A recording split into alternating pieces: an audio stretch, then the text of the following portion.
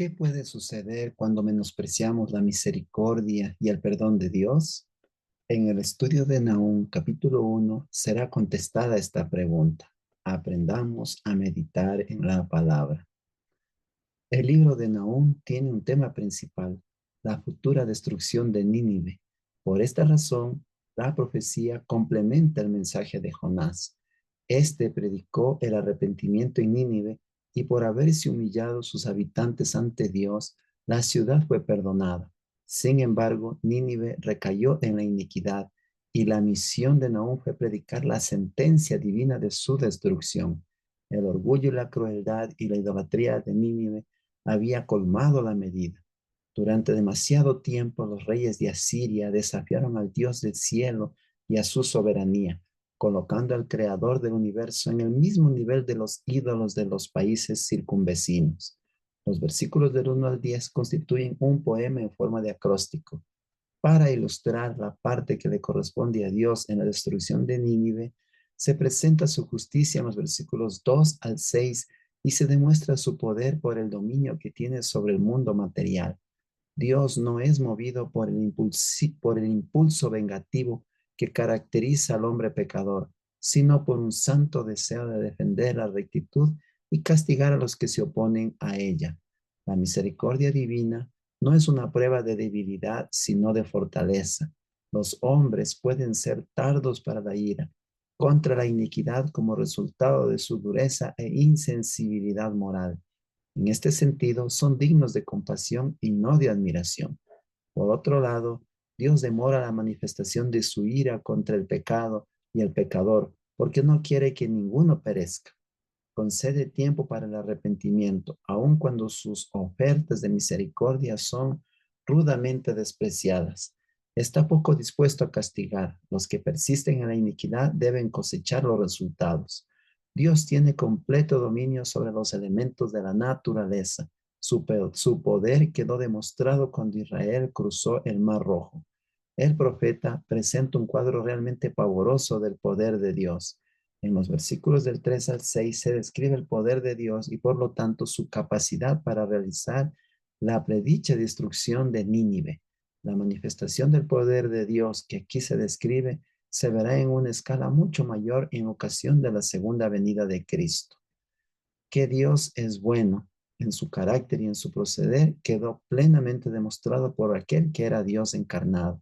Nahum fue un mensajero de destrucción para los asirios y al mismo tiempo fue un ministro de consuelo y alivio para su propio pueblo, a quien aseguró que el Señor sería su fortaleza en el día de angustia.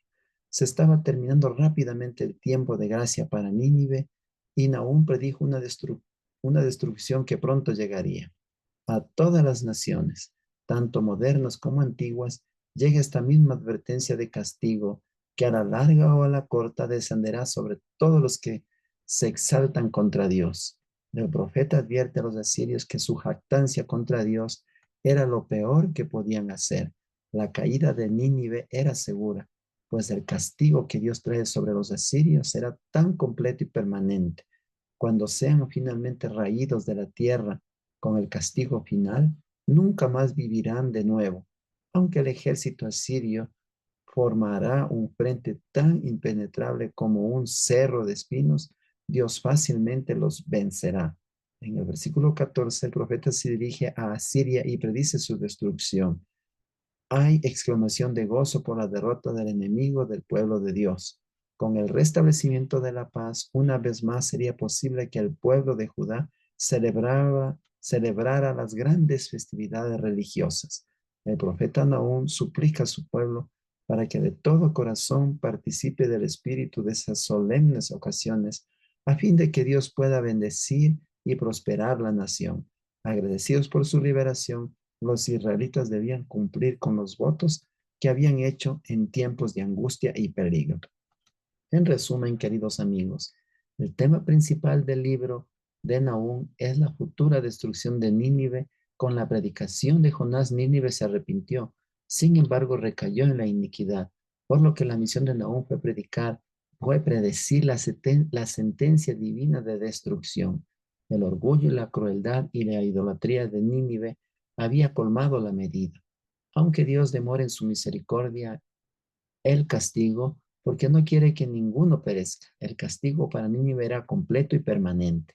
Los israelitas, agradecidos por su liberación y destrucción de Asiria, debían cumplir con los votos que habían hecho en tiempos de angustia y peligro. Vamos a completar la guía de estudio aprendamos a meditar en la palabra. Permítanme compartirles por acá. Esta es la parte práctica, la aplicación para nuestras vidas, luego de que hemos estudiado Nahum capítulo 1. Al leer este capítulo, Dios quiere que yo sepa que las consecuencias del pecado son destrucción y muerte. Dios quiere que yo sienta, que Dios quiere que yo sienta tristeza por el pecado. Dios espera que yo haga esto. ¿Qué Dios quiere que haga? Me arrepiente y pida perdón por mis pecados. También tenemos aquí la lectura del libro Mayordomo Eficaz, el capítulo 2, nuestro generoso benefactor. Hoy aprendí que Dios quiere de mí. Dios nos da sus beneficios en gran cantidad: el alimento, el agua, la ropa, el aire, el sol, la luna, las estrellas, la lluvia, la vegetación, los árboles. Así como recibimos continuamente las bendiciones de Dios, así también debemos dar constantemente, no solo el diezmo, sino también una generosa ofrenda de gratitud.